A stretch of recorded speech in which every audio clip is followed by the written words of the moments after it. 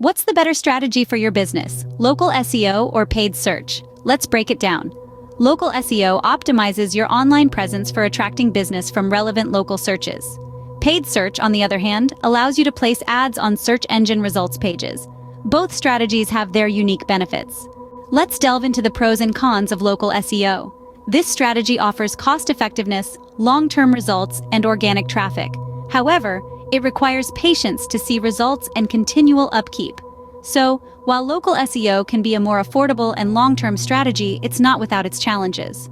Moving on, let's dissect the pros and cons of paid search.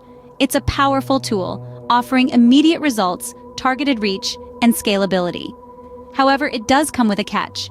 The cost can be significant, competition is fierce, and results are often short-lived. While paid search can provide quick and targeted results, it does come with higher costs and intense competition. Authority Solutions tailors SEO strategies, driving your business forward. Before you go, remember this. Don't forget to turn on notifications so you won't miss our next videos. See you soon.